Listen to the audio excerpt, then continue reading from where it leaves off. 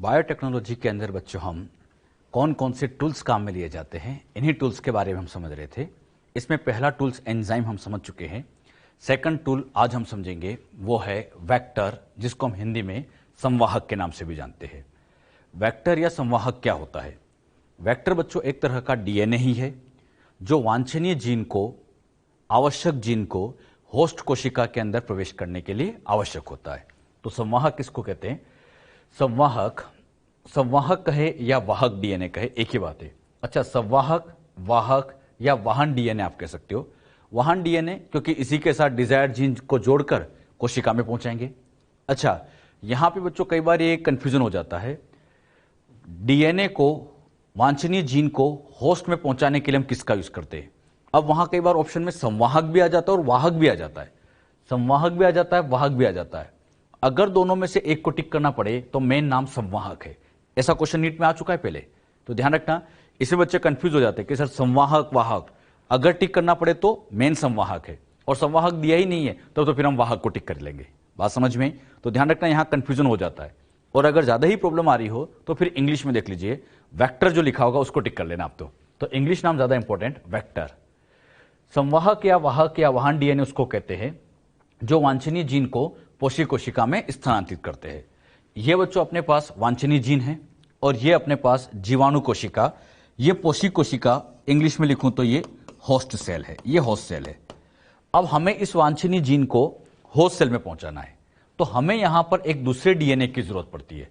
अब बच्चों ये जो दूसरा डीएनए यहां पर काम में लिया गया, यही एग्जैक्टली संवाहक है, यही एग्जैक्टली वेक्टर है, यही बच्चों वेक्टर या संवाहक होता है। अच्छा, अब क्या करते हैं, इन दोनों को आपस में जोड़ते हैं। लाइगेज एंजाइम से इनको जोड़ा जाएगा।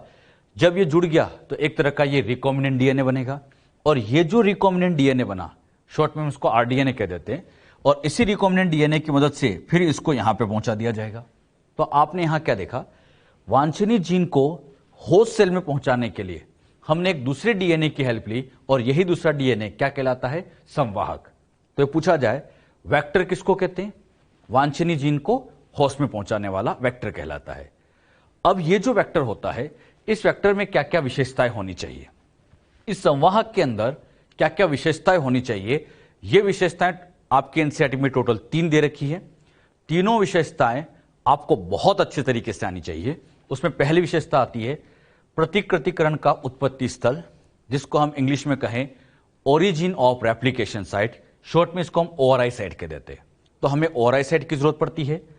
दूसरा, वर्णनात्मक चिन्हन, सिलेक्टेबल मार्कर की जरूरत पड़ती है।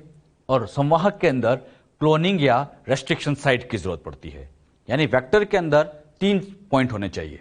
एक तो उसमें ओआरआई साइट होनी चाहिए, वर्णनात्मक चिन्हक यानी सिलेक्टेबल मार्कर होना चाहिए और क्लोनिंग साइट होनी चाहिए। अच्छा, ये क्यों जरूरी होता है, एक एक करके इन सबके बारे में हम डिटेल में समझेंगे। ये तीनों विशेषताओं को डिटेल में समझेंगे। एक बात मुझे बताओ, ये जो बच्चों हमने यहां पर होस्ट के अंदर डिजायर्ड जीन पहुंचाई है, वांछनीय जीन पहुंचाई है, इस वांछनीय जीन की संख्या आप देखो यहां पर केवल एक ही है। एक ही तो दिख रही है। अच्छा, एक ही है तो एक से तो उत्पादन बहुत ही कम होगा। हमें यहां पे उत्पादन को बढ़ाना है तो हमें इस डिजायर्ड जीन की संख्या सेल के अंदर बढ़ानी पड़ेगी। अब बात आती है सेल के अंदर कैसे बढ़ाएं, तो सेल के अंदर इसकी संख्या को बढ़ाने के लिए इसका बच्चों यहां रेप्लिकेशन करना पड़ेगा। अगर हम इसका यहां पर रेप्लिकेशन करना चाहते हैं, मतलब इसको अगर हम 1 से 2 बनाना चाहते हैं, तो बताओ रेप्लिकेशन तब भी हो सकता है जब इसके अंदर ओआरआई साइट हो। यानी इस संवाहक के अंदर अगर यहां पे ओआरआई साइट है, कौन सी साइट है बच्चों? ओआरआई। तो इस ओआरआई की मदद से रेप्लिकेट करेगा और जैसे रेप्लिकेट करेगा 1 से 2 कॉपी होगी। और एक खास बात, जब ये यहां पर रेप्लिकेट करेगा तो ये वांछनीय जीन भी रेप्लिकेट करेगी तो इसकी संख्या भी यहां पर 2 हो जाएगी। तो हमने क्या किया, वांछनीय जीन की संख्या को 2 कर दिया और ये 2 कैसे हो गई? ओआरआई साइट की मदद से। तो ध्यान रखो, ओआरआई का होना क्यों जरूरी है? ओआरआई का होना इसलिए जरूरी होता है ताकि इस प्लाज्मिड का, वांछनीय जीन का सेल के अंदर नंबर बढ़ाया जा सके। सेल के अंदर संख्या बढ़ाने के लिए इसे कर सकते। सेल के अंदर पीसीआर तो होता नहीं, तो इसको रेप्लिकेट करने के लिए ओआरआई होना बहुत जरूरी है। यानी जो भी हम संवाहक लेते हैं इसमें ओआरआई होना आवश्यक है, ओआरआई होना बहुत जरूरी है।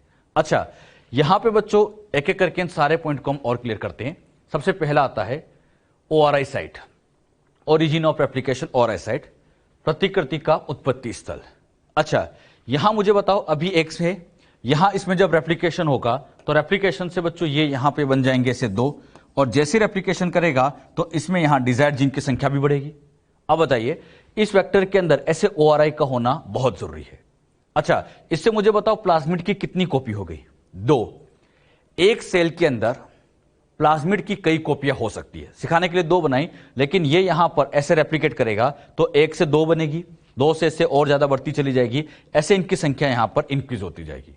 यानी यहां प्लाज्मिड की बहुत सारी संख्या होती जाएगी।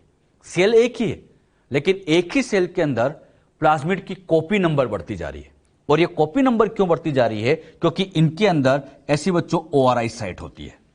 अगर वेक्टर में ORI साइट है तभी ये संख्या बढ़ेगी। अब दिमाग लगाओ, अगर इसमें ORI नहीं होती तो, ORI नहीं होती तो ये रेप्लिकेट नहीं करता, तो ये संख्या बढ़ ही नहीं सकती, ना ही आगे की सेल में जा पाती। अगर किसी वेक्टर में, क्लोनिंग वेक्टर में ORI साइट नहीं है तो इस वेक्टर का यूज नहीं करना चाहिए, क्योंकि ORI होगा तभी जाके यहां पे नंबर बढ़ पाएगी। अच्छा, ORI का पहला काम क्या हुआ? हां, वांछनीय जीन की ऐसे संख्या को बढ़ाने के लिए। साथ ही साथ में यह भी तो कह सकता हूं कि यही ORI प्लाज्मिड की कॉपी को भी तो बढ़ा रहा है। यहां प्लाज्मिड की 2 कॉपी थी, यहां कई कॉपी हो गई, तो प्लाज्मिड की कॉपी नंबर को बढ़ाने का काम भी ORI ही करता है। साथ ही साथ इस ORI का एक और बड़ा अच्छा काम होता है, प्लाज्मिड की कॉपी की संख्या को नियंत्रित करना। मतलब जब यहां पर इसकी नंबर बढ़ेगी तो यहां कितनी संख्या रखनी है। जरा सोचो, अगर इस सेल के अंदर यहां पर ऐसे कई सारे प्लाज्मिड हो जाए, बहुत ज्यादा प्लाज्मिड हो जाए, तब भी बड़ी दिक्कत होती है, क्योंकि अगर पूरी सेल में ऐसे बच्चों प्लाज्मिड ही प्लाज्मिड भर जाएगा तो सेल का साइटोप्लाज्म बहुत कम बचेगा, एक्टिविटी ही नहीं हो पाएगी। तो यहां ORI की कितनी, मतलब यहां प्लाज्मिड की कितनी कॉपी रखना है, इसका नियंत्रण भी ORI करता है। फिर से बोलता हूं, क्या कहा मैंने? ORI का काम इस प्लाज्मिड की कॉपी नंबर को तो बढ़ाना है, साथ ही साथ उसका नियंत्रण भी करना है कि कितनी संख्या रखनी है। क्योंकि अगर ये अनकंट्रोल्ड यहां पर बढ़ता जाएगा, ज्यादा संख्या में बढ़ता जाएगा, तब भी प्रॉब्लम है, क्योंकि अगर सेल में प्लाज्मिड ही प्लाज्मिड भर गया तो सेल को काम करने की जगह ही नहीं मिलेगी। तो एक बार फिर बोलता हूं, ORI क्या वांछनीय जीन की नंबर बढ़ाता है? यस। ORI क्या प्लाज्मिड की कॉपी नंबर बढ़ाता है? यस। क्या प्लाज्मिड की कॉपी नंबर को नियंत्रित भी करता है? नियंत्रित करता मतलब कितनी संख्या रखना है, यह नियंत्रण करने का काम भी ORI का ही होता है। तो ORI की मैंने आपको क्या क्या बातें समझाई। यह स्थल पोषक कोशिका में वांछनीय जीन की संख्या में वृद्धि कराते हैं, वांछनीय जीन की संख्या में यहां वृद्धि कराते रहते हैं। इसे हम जीन की क्लोनिंग कहते हैं। क्लोन करने का मतलब होता है अपनी कॉपी बनाना। तो आप देखो, इस प्लाज्मिड की या वांछनीय जीन की कई कॉपी तैयार होगी, ऐसा कॉपी बनाना, इसी को कहा जाता है क्लोनिंग। क्लोनिंग का मतलब कॉपी बना देना, इसी को हम जीन क्लोनिंग के नाम से जानते हैं। क्लियर? अच्छा, DNA का कोई भी भाग जब इस ORI साइट से जोड़ा जाता है, DNA का ये भाग जब इस ORI साइट से जोड़ दिया गया, तो ORI साइट से जुड़ने से जैसे ये रेप्लिकेट होगा, ये वांछनीय जीन भी रेप्लिकेट हो जाएगी। वही बात यहां लिखिए, DNA का कोई भी भाग जब ORI से जोड़ा जाता है, ORI से जरूरी कि ORI के अंदर ही जोड़ा जाए, ORI के साथ कहीं पे भी लिंक कर दिया जाए। अच्छा, लिंक करने से फायदा क्या होगा? पोषक कोशिका में उसका प्रतिकृतिकरण आसानी से करवाया जा सकता है। क्लियर? तो ORI वांछनीय जीन की संख्या बढ़ाता है, और संख्या बढ़ाने के लिए ORI के साथ उसको जोड़ा जाता है। एक और खास पॉइंट, ORI स्थल कोशिका के अंदर प्लाज्मिड की कॉपी नंबर की वृद्धि और नियंत्रण के लिए भी जरूरी है। ध्यान रखना, कॉपी संख्या की कॉपी नंबर को बढ़ाना, वृद्धि करना और उसका नियंत्रण करने का काम भी ORI का ही होता है। और एक बात तो मुझे बताओ, एक सेल के अंदर क्या प्लाज्मिड की एक ही कॉपी होती है? नहीं, इसकी कॉपी यहां पर एक से ज्यादा हो सकती है। जैसे यहां पे 1 2 3 4 5 कॉपी दिख रही है, तो ऐसे यहां पे कई कॉपी हो सकती है। तो एक लाइन और ये भी है, कुछ प्लाज्मिड की प्रति कोशिका केवल 1 या 2 कॉपी होती है, 1 या 2 कॉपी होती है, जबकि अन्य की प्रति कोशिका 15 से 100 कॉपी होती है। ऐसे गिनते जाओ, 15 से 100 होती है, और कुछ की तो इससे भी अधिक हो सकती है। यानी प्लाज्मिड की नंबर 1 भी हो सकती है, 2 भी हो सकती है, 15 से 100 भी हो सकती है, कई समय तो इनकी संख्या 100 से भी ज्यादा हो सकती है। बात समझ में? लेकिन कितना रखना है, नियंत्रण करने का काम ORI करता है। तो ORI की मैंने आपको 4 बातें बताई है, पहली 2, फिर ये 2 बातें, आप इनको नोट करके रखिएगा। क्लियर हुआ इतना? क्या क्या समझा है? क्लियर हो गया सबको अच्छे से? ORI का काम वांछनीय जीन के नंबर बढ़ाना, प्लाज्मिड की कॉपी नंबर बढ़ाना और उसका नियंत्रण करना। क्लियर? तो ये तो बच्चों पहली प्रॉपर्टी होती है। तो इस वेक्टर के अंदर ORI का होना बहुत जरूरी है। क्लियर? सेकंड नंबर पे चलते हैं, वर्णनात्मक चिन्हन। वेक्टर की दूसरी प्रॉपर्टी वर्णनात्मक चिन्हन, सिलेक्टेबल मार्कर जीन। अब बात आती है सिलेक्टेबल मार्कर जीन क्या होती है। सिलेक्टेबल मार्कर जीन को आप ऐसे समझिएगा, ये बच्चों अपने पास वांछनीय जीन और ये हमारे पास वेक्टर है। मैंने आपको ये पहले सिखाया भी था, हम वेक्टर की एक नहीं बहुत सारी कॉपी लेते हैं। अब इनको आपस में जब जोड़ा जाता है तो हम यहां पे दो केस बनाते हैं। एक केस तो ये होता है कि वांछनीय जीन यहां पर आकर ऐसे जुड़ जाए, यहां वांछनीय जुड़ गई। लेकिन एक केस ये होता था कि ये वेक्टर खुद से जुड़ जाए, मतलब ये खुद ही लाइगेट हो जाए। तो दो चांस है, एक चांस है तो कि वांछनीय जीन जुड़ जाए और एक खुद से जुड़ जाए। अच्छा, अगर वांछनीय जीन जुड़ गई तो ये रिकॉम्बिनेंट हो गया और नहीं जुड़ी तो ये नॉन रिकॉम्बिनेंट होगा। मतलब यहां दो केस बनेंगे, रिकॉम्बिनेंट, नॉन रिकॉम्बिनेंट। अब इनको उठा के हमें होस्ट कोशिका में पहुंचाना है। जब बच्चों इनको उठा के होस्ट सेल में पहुंचाते हैं, टोटल 3 केस बनते हैं। यहां बच्चों ऐसे 3 केस बनते हैं। पहला केस सोच समझ के बताना, मैं आपको समझा चुका हूं। दोनों में से कोई नहीं जाए, बताओ क्या नाम दे देते हैं? कुछ भी ट्रांसफर नहीं हुआ, नॉन ट्रांसफॉर्मेंट, शॉर्ट में एंटी लिख देते हैं। अच्छा, ये वाला यहां गया, ये वाला यहां गया, तो ट्रांसफर तो हुआ, लेकिन एनआर का हुआ तो transformant with non recombinant. T-NR मतलब ट्रांसफॉर्मेंट विथ नॉन रिकॉम्बिनेंट। और अगर ये वाला यहां पहुंचा तो ट्रांसफॉर्मेंट विथ रिकॉम्बिनेंट। बताओ कितने केस बन गए? 3। अब मुझे बताना सभी, इन 3 में से कौन सा हमारे काम का है? यस, इन तीनों में से हमारे काम का ये है, क्योंकि अपनी वांछनीय जीन यहां बैठी है। तो बताओ इन तीनों में से क्या हमें इसका चयन करना पड़ेगा? यस। अब बात आती है इसका चयन कैसे किया जाए। अच्छा, जो सेल रिकॉम्बिनेंट होती होगी उसके ऊपर लिखा हो जाता होगा मैं रिकॉम्बिनेंट हूं, नहीं होता।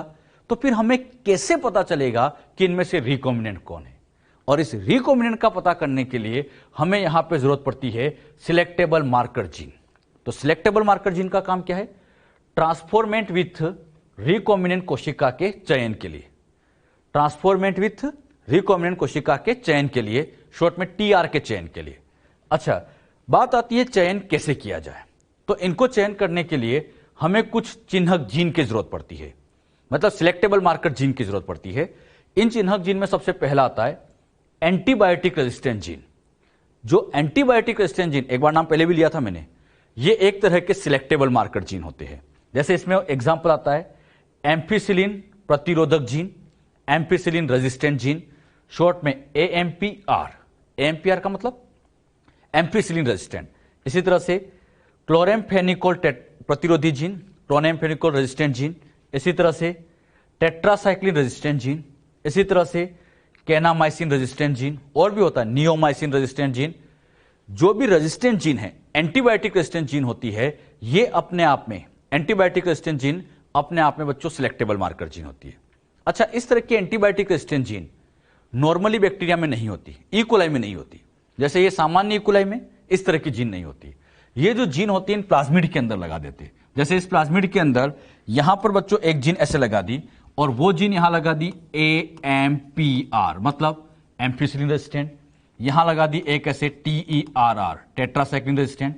तो ये जो रेजिस्टेंट जीन होती है ये सिलेक्शन कराती है। अच्छा, ये selectable marker gene normally bacteria में नहीं होती। तो एक खास पॉइंट और, सामान्य इकोलाई कोशिका में किसी भी प्रतीक जैविक के लिए प्रतिरोधकता नहीं होती। इन एंटीबायोटिक के लिए रेजिस्टेंट पावर उसमें नहीं होती है। क्लियर? अच्छा, antibiotic resistant gene selectable marker है, ये एंटीबायोटिक के नाम लिख दिए मैंने। इसी तरह से एक और आता है लेग-जेड जीन। कभी नाम सुना है? हाँ, ये नाम बहुत दिनों बाद आया है। लेग-जेड जीन एक एंजाइम का निर्माण करता है, beta galactosidase. Very good, beta galactosidase का निर्माण करता है और यह भी सिलेक्शन करा सकता है। अब बात आती है ये सिलेक्टेबल मार्कर, इसका सिलेक्शन कैसे कराते हैं, यह मैं अभी आपको नहीं समझाऊंगा। ये बातें मैं आपको आगे समझाऊंगा जब बायोटेक की स्टेप्स आपको क्लियर की जाएगी। अभी मैं आपको टूल समझा रहा हूं, उपकरण समझा रहा हूं। जब बायोटेक की स्टेप्स हम समझेंगे तो लास्ट की स्टेप में यही आएगा कि हम इसका सिलेक्शन कैसे करें। तो इसका सिलेक्शन अभी ध्यान रखिए बच्चों, मैंने केवल सिलेक्टेबल मार्कर के नाम लिखे हैं, ये कैसे सिलेक्शन करती है ये नहीं समझाया। ये सब चीजें हम आगे समझेंगे जब हम बायोटिक की स्टेप पढ़ेंगे। अब आपकी एनसीईआरटी में क्या किया है, ये जो वेक्टर की प्रॉपर्टी लिखी है, जहां वेक्टर की विशेषता लिखी है, वहीं पे उसके बारे में सिलेक्शन का पूरा एक पैराग्राफ लिख रखा है।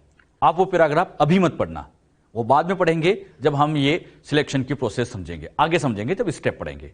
आप बस अभी ये नाम ध्यान रख लो, कैसे काम करता है आगे सब समझा दूंगा। क्लियर? तो ये पहले आप नोट कर लीजिए। अच्छा मुझे बताओ, इस वेक्टर के अंदर ऐसे सिलेक्टेबल मार्कर रखना क्यों जरूरी है? अब मुझे इतना बताओ। इसलिए जरूरी होता है ताकि हम इसका सिलेक्शन कर सके। कैसे करते हैं आगे बता देंगे। इसको सिलेक्ट करने के लिए, इन सब में से इसको सिलेक्ट करने के लिए ऐसे सिलेक्टेबल मार्कर का होना अति आवश्यक होता है। क्लियर? तो ये बच्चों सेकंड प्रॉपर्टी थी। वेक्टर की ही अगली प्रॉपर्टी आती है नेक्स्ट, क्लोनिंग या प्रतिबंधन स्थल। इसे हम कह सकते हैं रेस्ट्रिक्शन साइट, क्लोनिंग साइट। अब ये क्लोनिंग साइट क्या होता है, पहले थोड़ी देर आप इसको बहुत ध्यान समझने की कोशिश करना। ये बच्चों मेरे पास एक डीएनए है। इस डीएनए को हमने इको R1 से काटा। इको R1 से इसलिए काटा क्योंकि मान लीजिए अपनी वांछनीय जीन यहां से लेकर यहां तक थी, ये वांछनीय जीन थी। इस वांछनीय जीन के साइड में, इधर यहां पर इस साइड में और इस साइड में, ये इको R1 की साइड है। बताओ किसकी साइड थी? Eco R1। तो जैसे इसके ऊपर इको R1 डालेंगे, यहां से कटेगा, ये डिजायर्ड जीन, वांछनीय जीन बाहर आ जाएगी। वांछनीय जीन को बाहर निकालने के लिए किस आरी से काटा? सिखाने के लिए इको R1 से। ये वांछनीय जीन यहां बीच वाली बाहर आ गई। अरे बात समझ में? अब बच्चों इसको उठा के हमें होस्ट सेल में पहुंचाना है। होस्ट सेल में पहुंचाने के लिए हमें एक दूसरे डीएनए की जरूरत पड़ती है, और आप सभी जानते हैं इस दूसरे डीएनए का नाम क्या कहलाता है बच्चों? वेक्टर। ये संवाहक की जरूरत पड़ती है। अब इस वेक्टर के अंदर यहां पर मैंने एरो करके इको R1 लिखा। इसका मतलब क्या है? हां, इसका मतलब यह होता है कि यहां पर इस जगह पर इको R1 की रेस्ट्रिक्शन साइट है। इको R1 की साइट सभी बोलेंगे क्या होती है? GAATTC। यहां पर एग्जैक्टली यही है, GAATTC ये है। तो यहां GATTC मतलब इको R1 की साइट है। अच्छा, जैसे इसके ऊपर इको R1 डालेंगे यहीं कटेगा, बाकी से नहीं। अच्छा, यहीं पे क्यों कटेगा? क्योंकि यहीं पे इसकी रेस्ट्रिक्शन साइट है। तो यहां पे मैं कह सकता हूं ये इको R1 की एक तरह की प्रतिबंधन स्थल है, रेस्ट्रिक्शन साइट होती है। अच्छा, इसको हमने इको R1 से काटा। अब बात को सुनना, वेक्टर को भी सेम आरी से काटना चाहिए।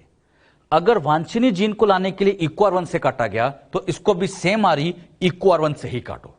इको R1 से काटने पर यहां कट लगेगा। इससे फायदा क्या होगा?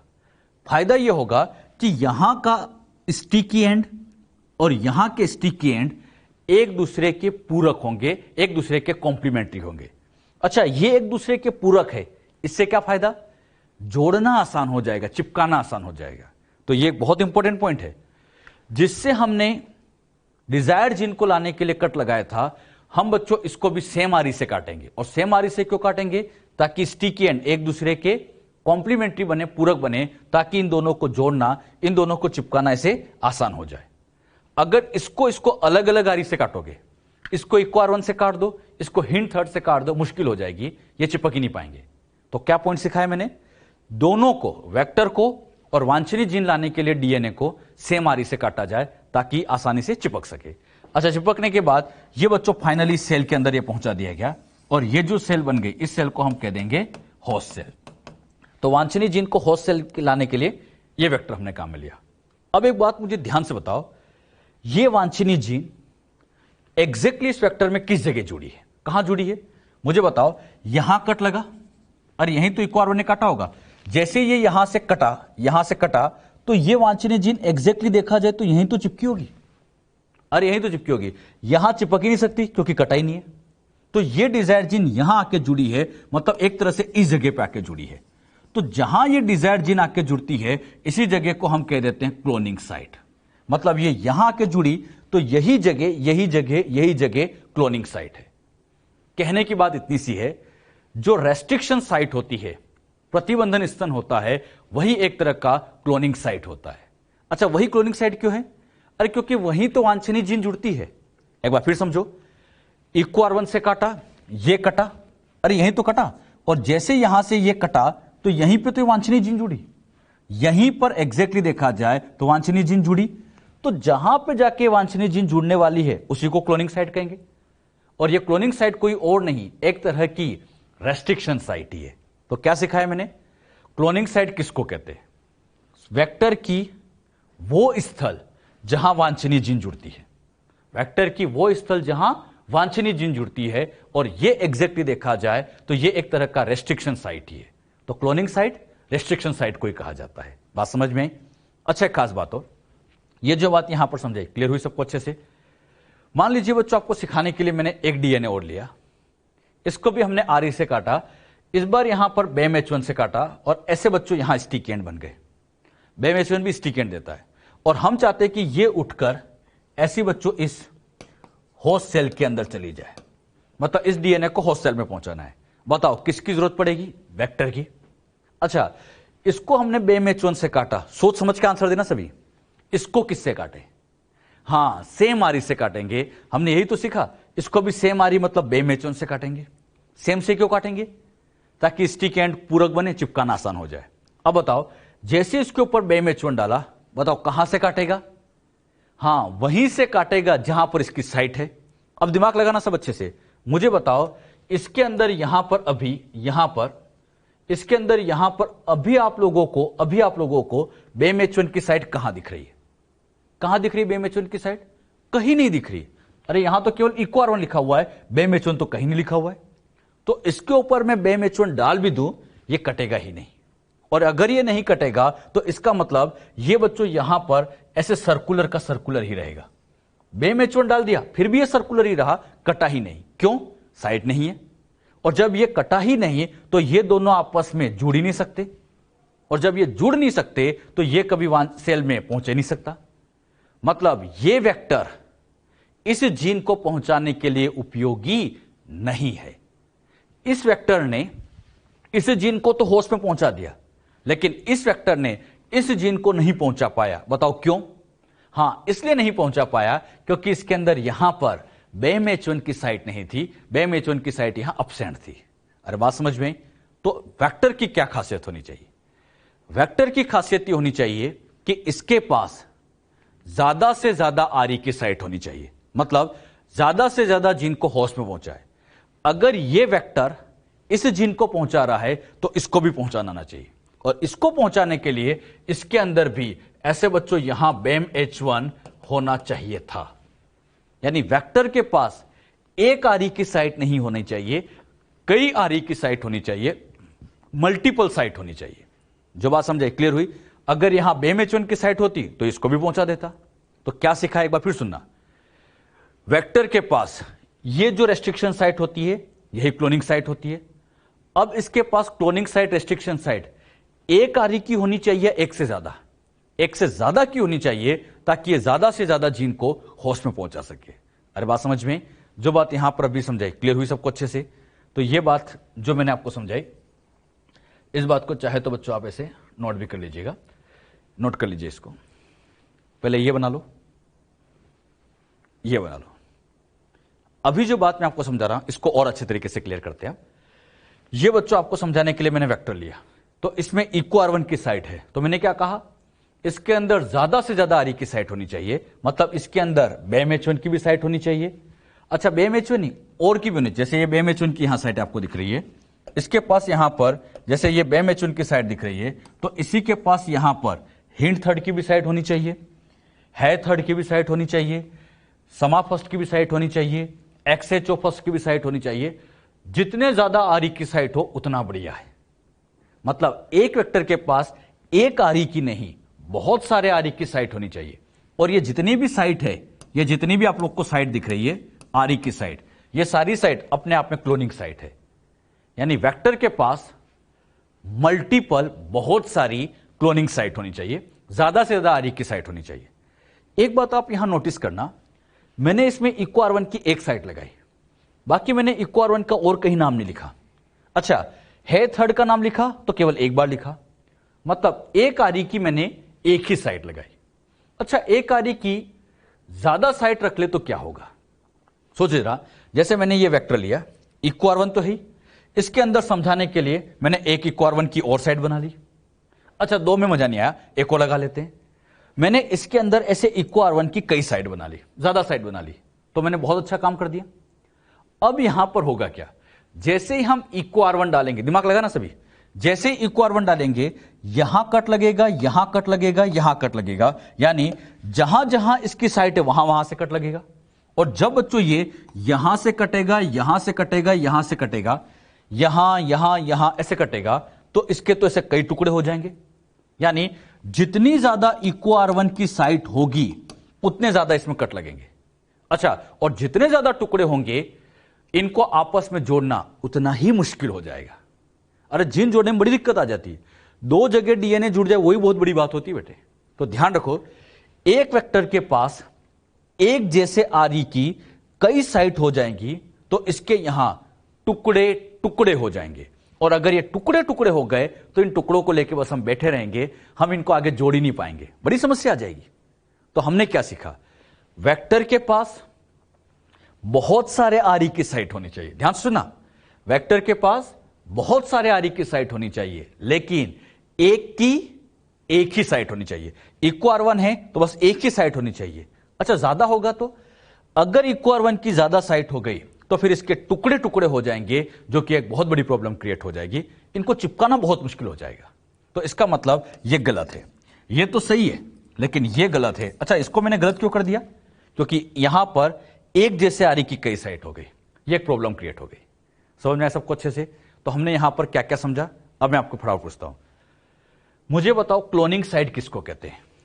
ये जो वांछनीय जीन है, ये वांछनीय जीन मान लो यहां आके जुड़ी, तो जहां वांछनीय जीन आके जुड़ती है इसी को तो हम क्लोनिंग साइट कहते हैं। और क्लोनिंग साइट एक तरह से रेस्ट्रिक्शन साइट होती है। एक वेक्टर के पास कई आरई की साइट होनी चाहिए, लेकिन एक ही होनी चाहिए, क्योंकि एक की अगर ज्यादा हो गई तो टुकड़े टुकड़े हो जाएंगे, जो कि अपने आप में एक बहुत बड़ी प्रॉब्लम हो जाएगी। बात समझ में?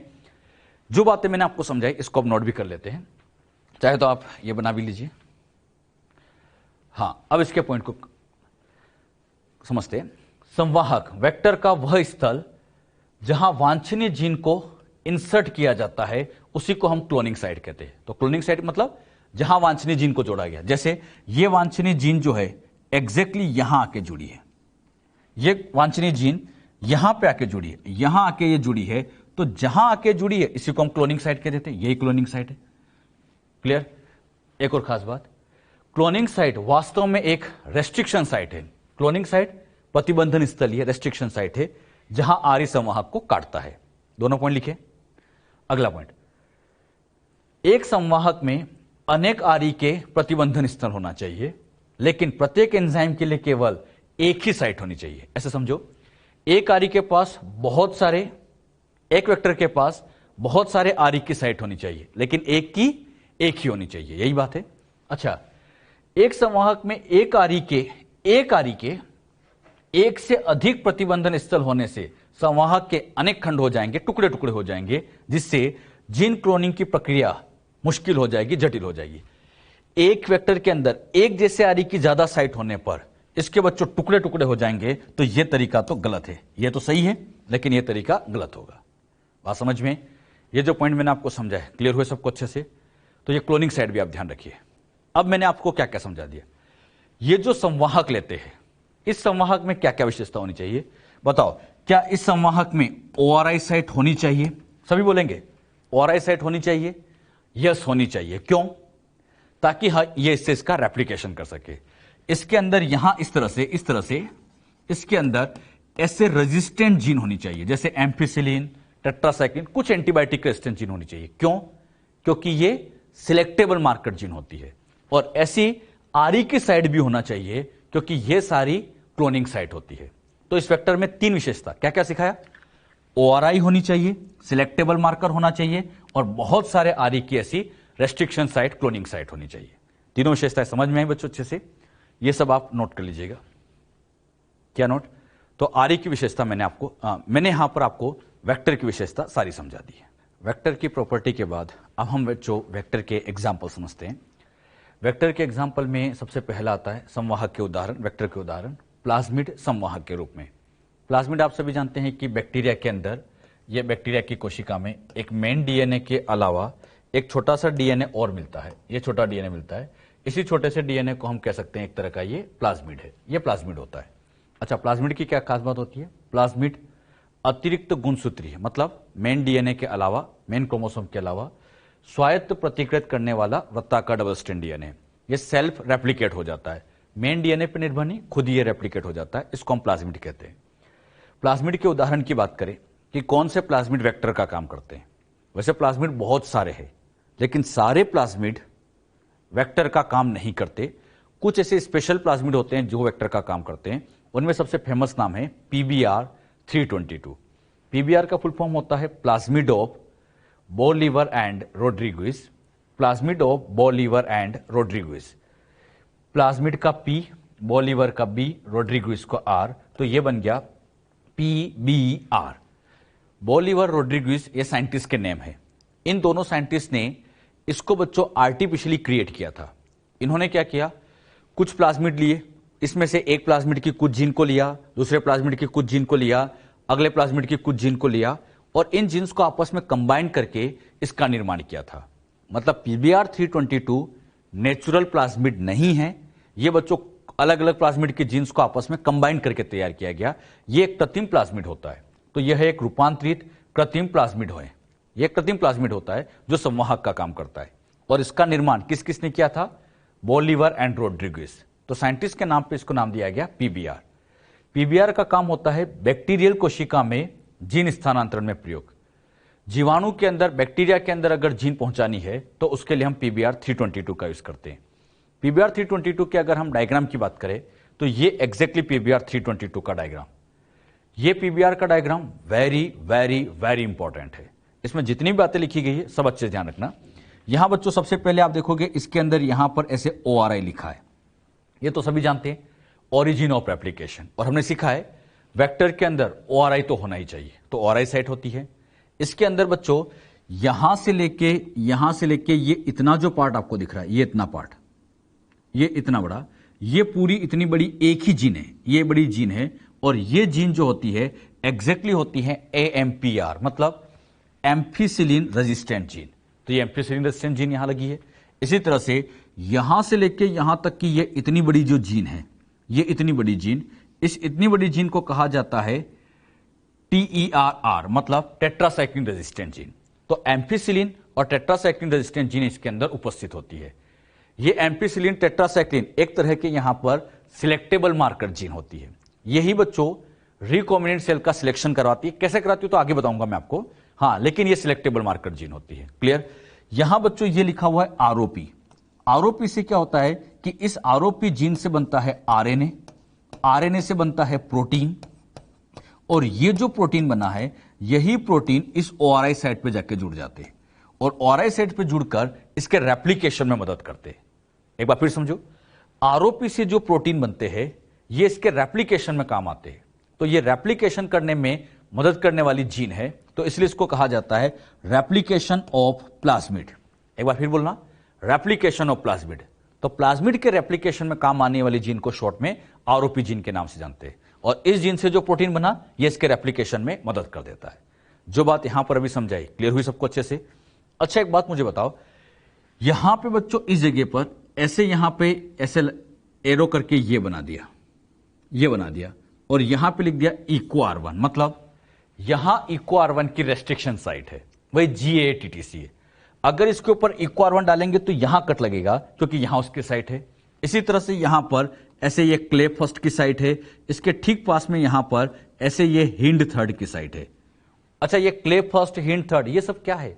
RE, अरे रेस्ट्रिक्शन साइट है। कई सारे RE की यहां साइट होती है। क्लियर? इसमें बच्चों एक बात आप बहुत ध्यान से देखना, इसके अंदर आप नोटिस करोगे कि यहां पर इस जगह पे यहां पर ऐसे PST फर्स्ट की साइट लिखी है, ये PVU फर्स्ट की साइट लिखी है। ये PST first, PVU first, BAMH1, साल फर्स्ट, ये सारे रेस्ट्रिक्शन एंडोन्यूक्लियस ही है। अब सोच के बताना, जैसे ही इसके ऊपर मैं PST फर्स्ट डालूंगा तो PST फर्स्ट डालेंगे, ये PST फर्स्ट डाला तो यहां जाके कट लगेगा। अच्छा, यहां पे कट लगेगा तो ये एम्फीसिलिन की जीन टूटेगी। अरे इतनी बड़ी एम्फीसिलिन की है, यहां इससे कट लगेगा तो ये पार्ट तो से अलग हो जाएगा, यानी एम्फीसिलिन की जीन डिस्टर्ब हो जाएगी। क्वेश्चन यही आता है, एम्फीसिलिन रेजिस्टेंट जीन को कौन कौन से आरी कट कर सकते हैं? तो 2 आरी डायग्राम में देख के बताओ कौन कौन से। एक तो पीएसटी फर्स्ट, एक पीवीयू फर्स्ट, क्योंकि इन दोनों की साइड इसके बीच में लगी है। यही इंपॉर्टेंट क्वेश्चन है। एम्फीसिलिन रेजिस्टेंट को किस किस से काट सकते हैं? तो पीएसटी फर्स्ट से भी काट सकते हैं, पीयू फर्स्ट से भी काट सकते हैं। सेम एज इस टेट्रासाइक्लिन के अंदर एक तो यहां लगी है BAM-H1 की साइड और एक लगी है साल फर्स्ट की साइड। ये याद रखना, BAM-H1 डालेंगे तो टेट्रासाइक्लिन की जीन टूटेगी, क्योंकि यहां इस BAM-H1 की रेस्ट्रिक्शन साइट है। एग्जाम में पूछा जाएगा टेट्रासाइक्लिन रेजिस्टेंट जीन कौन कौन से आरी से डिस्टर्ब हो सकती है? 2 आरी से काटने पर डिस्टर्ब हो जाएगी, BAM-H1 साल फर्स्ट। बात समझ में? इसी तरह से इस आरओपी जीन के अंदर भी एक रेस्ट्रिक्शन साइट लगी है, पीवीयू सेकंड। पीवीयू सेकंड डाल देंगे तो ये जीन यहां से डिस्टर्ब हो जाएगी, टूट जाएगी। अच्छा, इक्को R1 डाला जाए, एम्फीसिलिन टेट्रासाइक्लिन में से कौन डिस्टर्ब होगा? कोई नहीं, क्योंकि यहां पर एम्फीसिलिन की जीन तो यहीं खत्म हो गई और टेट्रासाइक्लिन की जीन यहां है। इस वाले पार्ट में तो ना एम्फीसिलिन है ना टेट्रासाइक्लिन। इक्को R1 डाल भी दे तो यहां से कट लग भी जाएगा, फिर भी ampicillin tetracycline as such maintain रहेंगे। अरे बात समझ में? तो क्वेश्चन ये याद रखना अच्छे से, ampicillin resistant gene PST first, PU first से डिस्टर्ब होगी। अच्छा, tetracycline resistant gene Sal first और BAM-H1 से डिस्टर्ब हो जाती है। जो बात यहां इसके वेक्टर की समझाई, क्लियर हुई?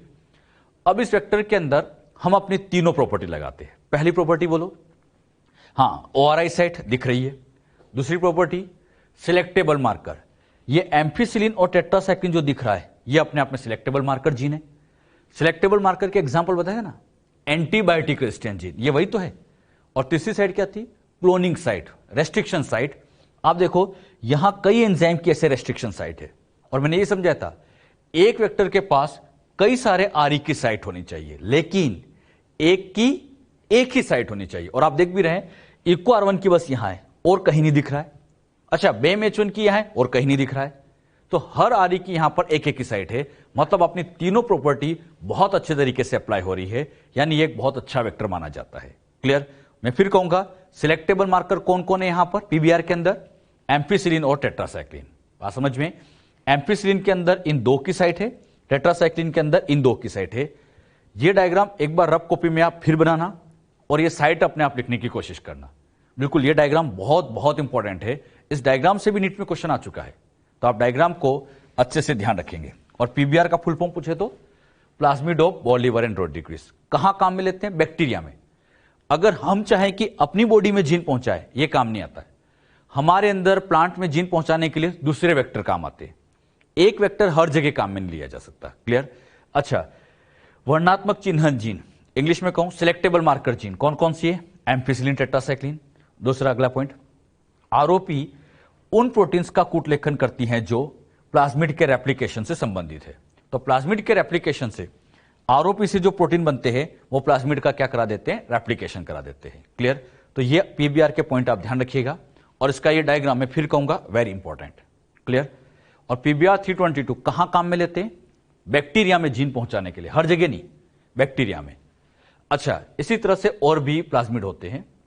इन्हीं में ही अगले नंबर पे यहां आता है PUC18, PUC19। हम प्लाज्मिड के उदाहरण नहीं पढ़ रहे हैं। प्लाज्मिड में पहला क्या पढ़ाया? पीबीआर। दूसरा आता है PUC18, PUC19।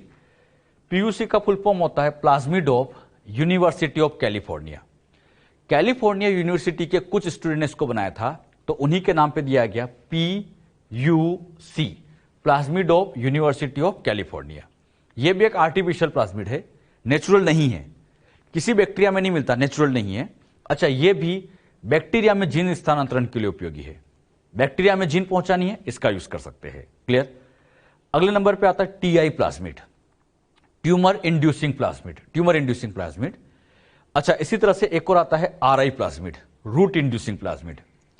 TI और RI प्लाज्मिड, ये दोनों प्लाज्मिड नेचुरल है, प्राकृतिक रूप से एक बैक्टीरिया में एग्रोबैक्टीरियम ट्यूमिफेसियंस के अंदर पाया जाता है। मतलब यह प्राकृतिक संवाहक है। प्राकृतिक मतलब नेचुरल है, यह तो आर्टिफिशियल बनाए गए, लेकिन यह तो नेचुरल मिलता है, बैक्टीरिया के अंदर यह देखा गया है। क्लियर?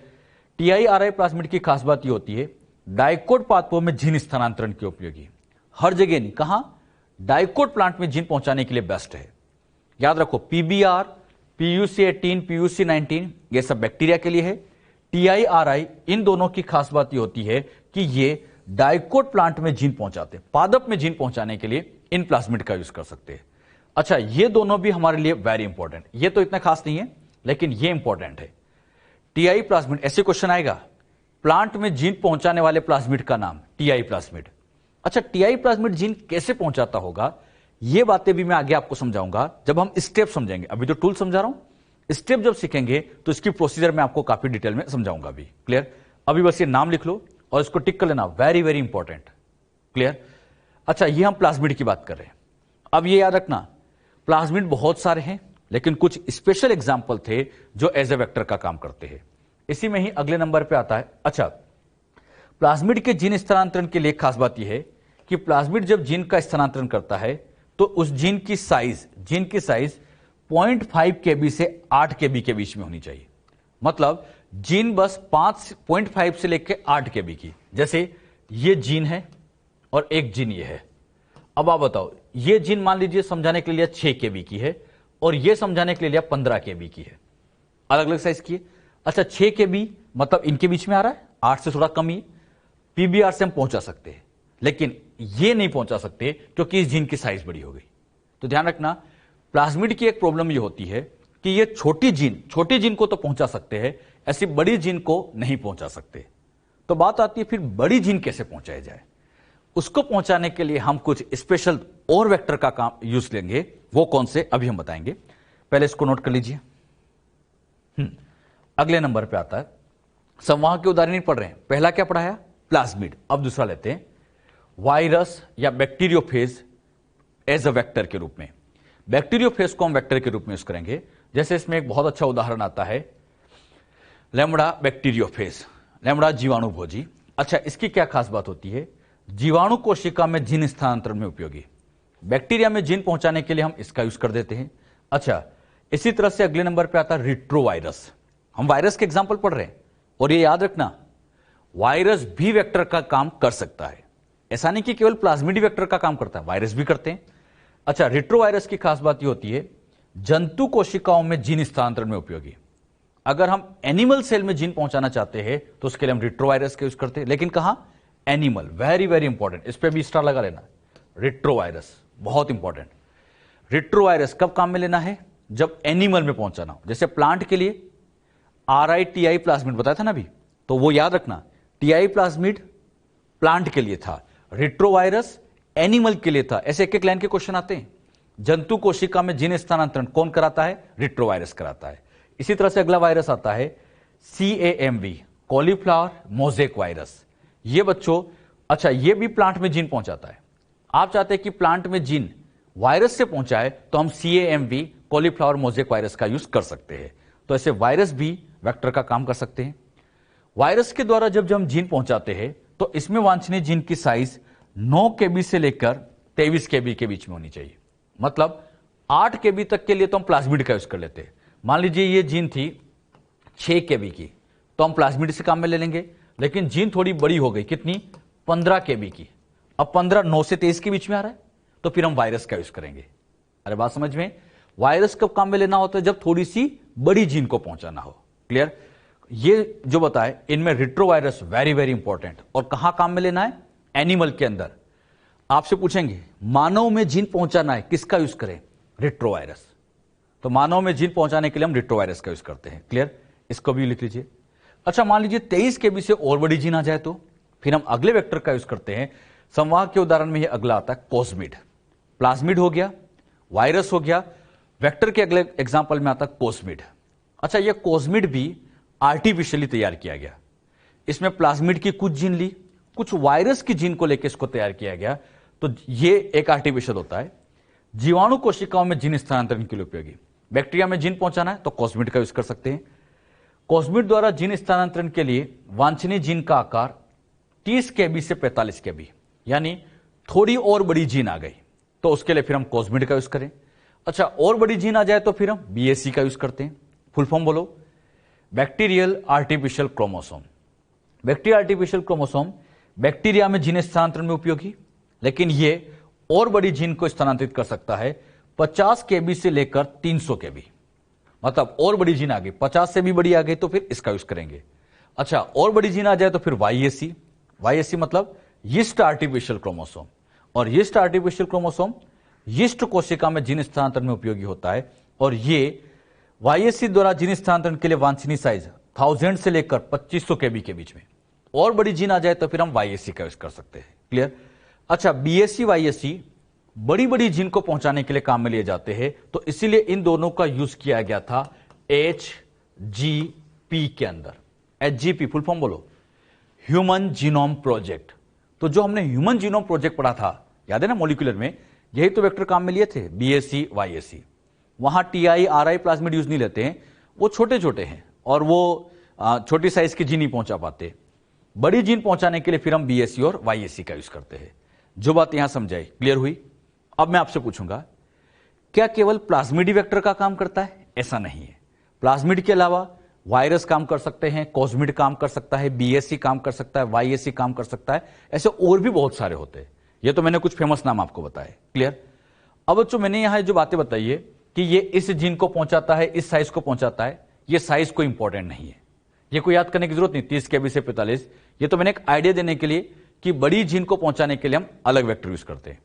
आप बस इसमें मेन ये ध्यान रखना कहां पर काम में लेते हैं। जैसे बीएससी बैक्टीरिया के अंदर, वाईएससी यीस्ट के अंदर, तो कौन सा कहां काम में लिया जाता है वो इंपॉर्टेंट अच्छे से बताना। रिट्रोवायरस एनिमल के लिए, टीआई प्लाज्मिड डाइकोट प्लांट के लिए, पीबीआर 322 हाँ बैक्टीरिया में जीन पहुंचाने के लिए उपयोगी होता है। जो बात यहां समझाई, क्लियर हुई? एक बात मुझे बताओ, वेक्टर तो हमारे पास बहुत सारे आ गए, अब इन वेक्टर में से कौन सा वेक्टर ले, इसका चयन कैसे किया जाए? तो वेक्टर का चयन कैसे करते, उस बात को भी क्लियर करते हैं। ये नोट कर लिया।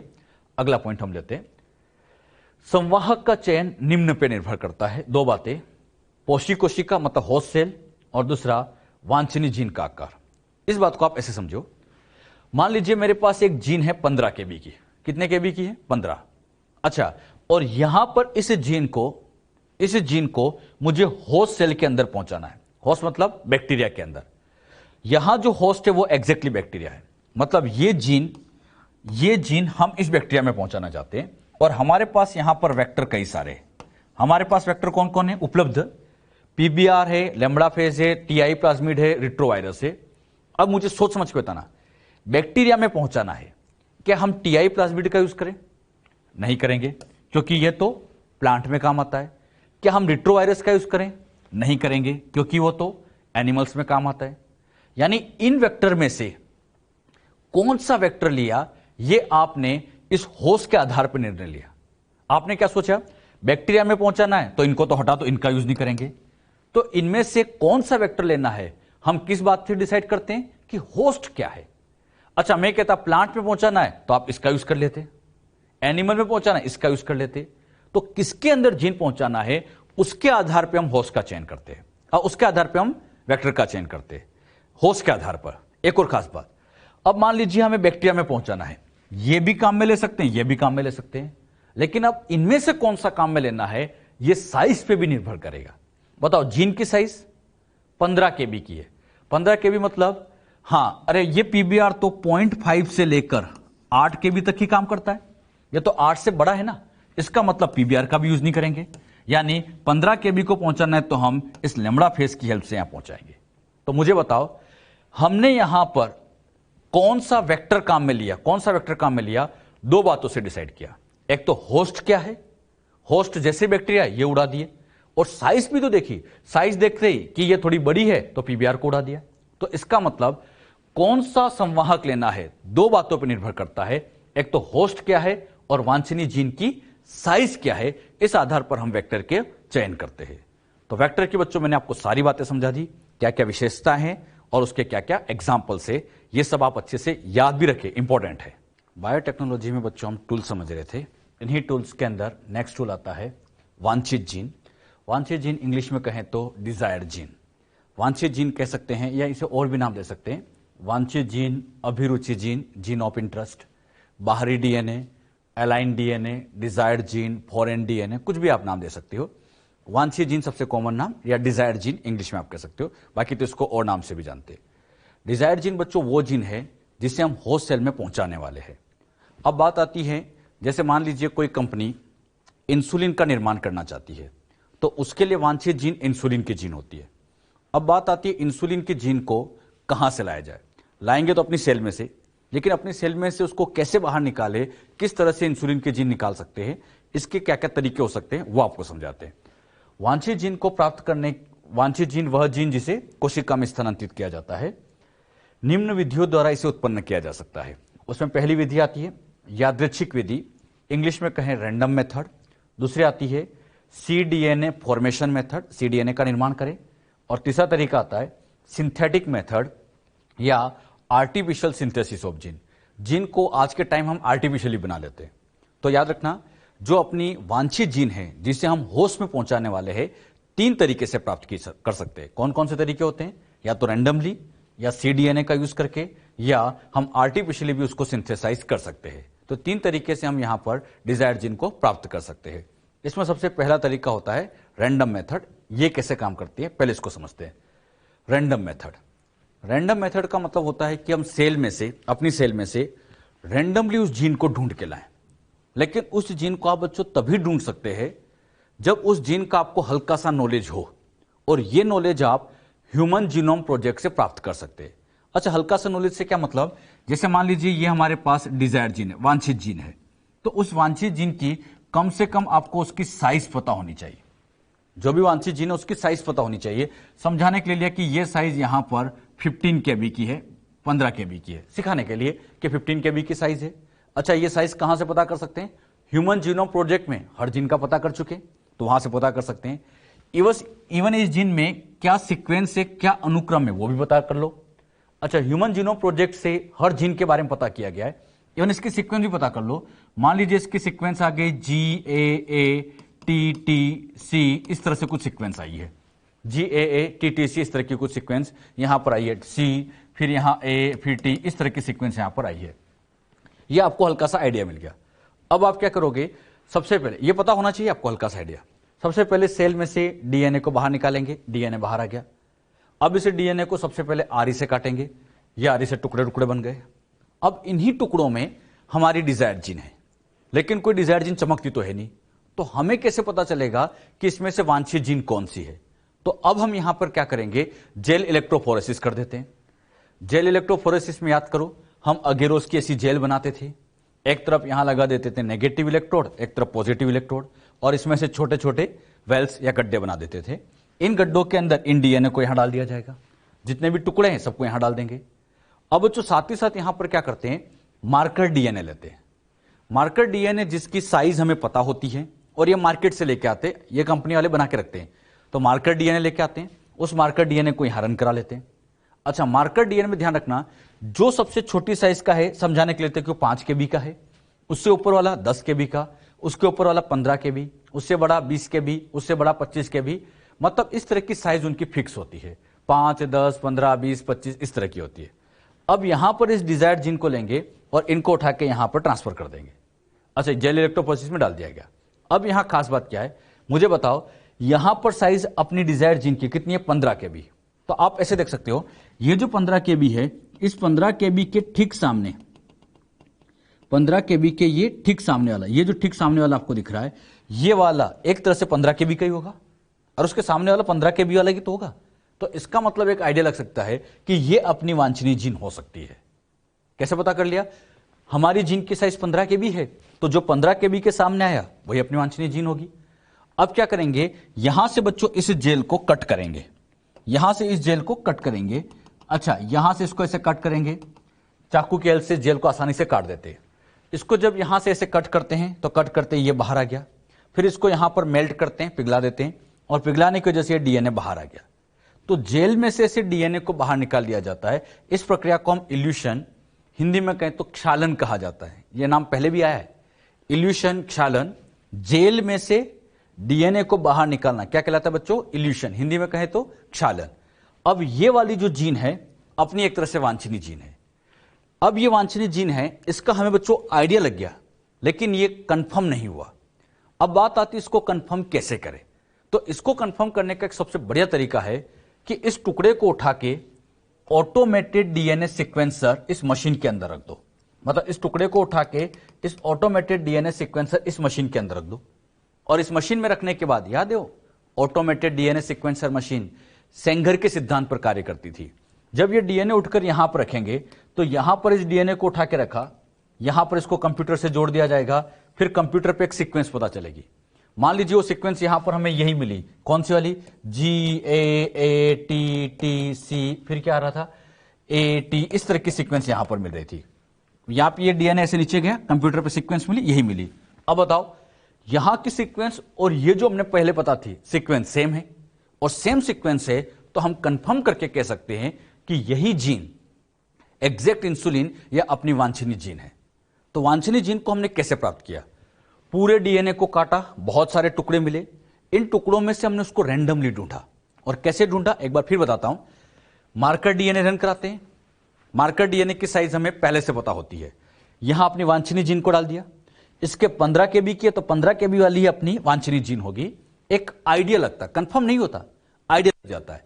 फिर इसको यहां से काटते हैं, बाहर निकालते हैं, यह बच्चों कहलाता है इल्यूशन, छालन। अच्छा, फिर इसको मशीन में रख के इसकी सीक्वेंस पता कर लेते। अगर यह सीक्वेंस और ह्यूमन जीनोम प्रोजेक्ट से जो हमें पता थी वो सीक्वेंस मैच हो गई, तो हम 100% कंफर्म कह सकते हैं कि यही जीन हमारी वांछनीय जीन इंसुलिन की जीन है। तो हम पूरे डीएनए में से रैंडमली ढूंढ सकते हैं बच्चों। अच्छा, इसका पता करने के लिए हम प्रोब का यूज भी कर सकते हैं। प्रोब ने वो डीएनए फिंगरप्रिंटिंग में यूज किया था, तो उन प्रोब को लगाकर भी हम इनका पता लगा सकते हैं, जिसको हम ऑटो रेडियोग्राफी कहते हैं। तो हमारे पास कई तरीके होते हैं, सबसे बढ़िया तरीका सीक्वेंसिंग कर लो, यह सबसे बेस्ट तरीका है। कैसे काम किया गया क्लियर हुआ? चाहे तो आप इसको बना भी लो, एक आइडिया, और चाहे नहीं भी बनाओ तब भी कोई बात नहीं, ये बस समझाने के लिए था। अब आप ये पॉइंट जरूर लिख लेना। यहां पे बच्चों रैंडम मेथड में क्या हमने सीखा, इस विधि में संपूर्ण डीएनए को आरई द्वारा काटा जाता है और वांछनीय जीन को जेल इलेक्ट्रोफोरेसिस, ऑटो रेडियोग्राफी और जीन सीक्वेंसिंग द्वारा चयन किया जाता है। मतलब हम इस तरह से डिजायर्ड जीन को चयन कर लेते हैं। मान लीजिए बच्चों ये हमारी जो डिजायर्ड जीन थी, ह्यूमन की जीन थी, डिजायर्ड जीन। अब इस ह्यूमन की जीन, डिजायर्ड जीन को उठा के हम इसको होस्ट में पहुंचाएंगे। रैंडमली हमने जीन को ढूंढा, वही वांछनीय जीन थी, इसको ढूंढा, ढूंढने के बाद अब इसको हम होस्ट में पहुंचाते हैं। जब इसको होस्ट में ट्रांसफर करते हैं, मान लीजिए हमने ई कोलाई के अंदर डाल दिया। मानव की जीन कहां डाल दी बच्चों? ई कोलाई में। अच्छा, ई कोलाई के अंदर ये मानव की जीन आ गई। अब मानव की जीन से यहां पर सबसे पहले बनेगा आरएनए। अच्छा, कौन सा आरएनए बना? एचएनआरएनए। इस एचएनआरएनए के अंदर यहां बच्चों ऐसे एक्सोन, एक्सोन के साथ साथ इंट्रोन भी होते हैं, सभी जानते हो। एचएनआरएनए में एक्सोन के साथ इंट्रोन भी होते हैं। अब यहां पर स्प्लाइसिंग के साथ इंट्रोन को हटाएंगे, एक्सोन को। हां, वेरी गुड, हम किसको हटा देते हैं? यस, इंट्रोन को हटाएंगे, तो यहां पर केवल एक्सोन एक्सोन बचेगा। और ये जो एक्सोन एक्सोन वाला आरएनए है ये एमआरएनए हो गया, और ये एमआरएनए यहां पर प्रोटीन बनाएगा। अब आप बताओ क्या यहां प्रोटीन बन जाएगा? सोच समझ के जवाब देना। यह बात मैं आपको पहले समझा चुका हूं, एक बार फिर से रिवाइज ही हो रहा है। क्या यहां प्रोटीन बन जाएगा? यहां प्रोटीन का निर्माण नहीं होगा। अब बताओ क्यों नहीं होगा? हां, इसलिए नहीं होगा क्योंकि ई कोलाई प्रोकैरियोट्स से, मानव की जीन हमने ई कोलाई में डाल तो दी, लेकिन प्रोकैरियोट्स के अंदर स्प्लाइसिंग नहीं होती है। और स्प्लाइसिंग नहीं होती तो ये एमआरएनए नहीं बनेगा, और जब एमआरएनए नहीं बनेगा तो प्रोटीन कैसे बनेगा? यानी रैंडमली जो जीन हमने ढूंढी थी, ई कोलाई में डाल भी दी, सक्सेसफुली ट्रांसफर भी कर दी, लेकिन ये प्रोटीन नहीं बना पा रही थी क्योंकि स्प्लाइसिंग का चक्कर आ गया। एक बहुत बड़ी प्रॉब्लम आ गई, स्प्लाइसिंग। अब सोचो, हमें इस स्प्लाइसिंग से बचना है। स्प्लाइसिंग से बचना होगा क्योंकि प्रोकैरियोट में होती नहीं है। स्प्लाइसिंग से बचना है, बताओ क्या करें? हां, स्प्लाइसिंग से बचना है तो इसका सबसे बढ़िया तरीका है कि हम cDNA का निर्माण करें। तो यहां पर अगली मेथड, एक तो हमने रैंडमली ढूंढी लेकिन इसकी प्रॉब्लम आ गई, तो इसीलिए हम यहां पर सेकंड मेथड पे जाते हैं, cDNA फॉर्मेशन मेथड, cDNA निर्माण विधि। हम cDNA का निर्माण करते हैं। यहां पर क्या किया जाता है, सेल में से एमआरएनए निकालेंगे। अब इस एमआरएनए पर एक एंजाइम लगाएंगे, रिवर्स ट्रांसक्रिप्टेज, और यही रिवर्स ट्रांसक्रिप्टेज यहां पर cDNA का निर्माण कर लेगा। तो एमआरएनए से जो डीएनए बनता है उस डीएनए का नाम cDNA। अब बताना, एमआरएनए पर केवल एक्सोन एक्सोन्स होते हैं, तो cDNA में भी केवल एक्सोन ही होंगे, इंट्रोन होंगे नहीं।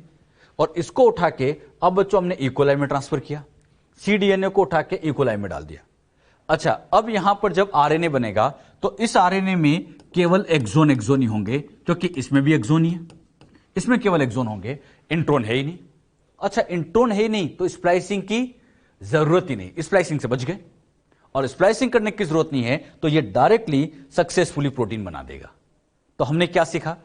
हमने ये सीखा कि हम यहां पर स्प्लाइसिंग से बचना चाह रहे थे तो हमने रिवर्स ट्रांसक्रिप्टेज टेक्निक का यूज किया और cDNA का निर्माण किया। अब आप बताओ, cDNA निर्माण कब आवश्यक होता है? जब जब स्प्लाइसिंग से बचना होगा। तो एक बहुत इंपॉर्टेंट लाइन, रिवर्स ट्रांसक्रिप्टेज विधि द्वारा mRNA से निर्मित डीएनए को cDNA कहते हैं। अच्छा, mRNA से बनने वाले डीएनए का नाम सी का मतलब कॉम्प्लीमेंट्री डीएनए, पूरक डीएनए इसको आप कह सकते हो। स्प्लाइसिंग की प्रक्रिया से बचने के लिए cDNA निर्माण आवश्यक होता है। बात समझ में? यह बच्चों होता है सेकंड तरीका। अच्छा, डिजायर्ड जीन लाने के मैंने दो तरीके बताए। पहला तो बताया रैंडमली ढूंढो, दूसरा cDNA से भी। अरे cDNA को उठा के भी तो ट्रांसफर कर सकते हैं, तो यह भी एक तरह का वांछित जीन हो सकता है। एक तरीका और है, पहले इसको नोट कर लीजिएगा।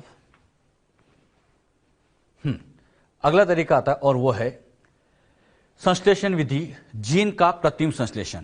हम जीन को आर्टिफिशियली बना लेते हैं। आज के टाइम पर सबसे बढ़िया तरीका ये है, हमें बच्चों सीक्वेंस तो पता चली जाती है। अरे ह्यूमन जीनोम प्रोजेक्ट से हर जीन की सीक्वेंस पता है, उसके आधार पर हम आर्टिफिशियली बना सकते हैं। अगर हम प्रथम संश्लेषित डीएनए का बात करें तो प्रथम संश्लेषित डीएनए का संश्लेषण कोनबर्ग ने किया था। यानी पहला जो डीएनए बनाया गया था इन विट्रो, कोनबर्ग ने बनाया था। लेकिन इन्होंने तो कोई भी रैंडमली डीएनए बना दिया था, कोई परफेक्ट नहीं था। परफेक्ट जीन बनाने का काम बाद में खुराना साहब ने किया था। तो खुराना ने प्रथम कृत्रिम जीन का संश्लेषण किया था। और हमने पढ़ा भी है, खुराना साहब आरएनए डीएनए बनाने में एक्सपर्ट थे, केमिकली बना लेते थे। केमिकल मेथड की हेल्प से ये आरएनए डीएनए का निर्माण कर सकते थे। और आज के टाइम पे तो जीन आर्टिफिशियली बना लेनी चाहिए, सबसे बढ़िया तरीका ये। खुराना साहब ने क्या किया था, इन्होंने प्रथम जीन का संश्लेषण किया था। कैसे? इन्होंने एलेनिन टीआरएनए की जीन बनाई थी। एलेनिन टीआरएनए की जीन का निर्माण किया। इस जीन में 77 बेस पेयर थे। अब इस जीन को उठा के इन्होंने क्या किया, होस्ट सेल के अंदर ट्रांसफर किया, पोषी कोशिका में। होस्ट सेल में ये जीन डब डाली गई तो इस जीन से वो टीआरएनए बनता था, एलेनिन का टीआरएनए बनता था।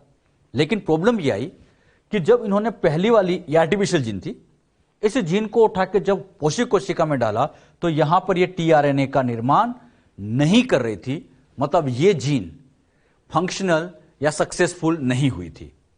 पहली जीन किसने बनाई थी? खुराना साहब ने। लेकिन वो पहली जीन काम नहीं कर रही थी।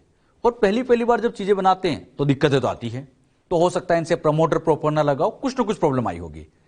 फिर खुराना साहब ने थोड़े टाइम बाद टायरोसिन टीआरएनए की जीन भी बनाई और इस जीन के अंदर 207 बेस पेयर थे और बड़ी जीन का निर्माण किया।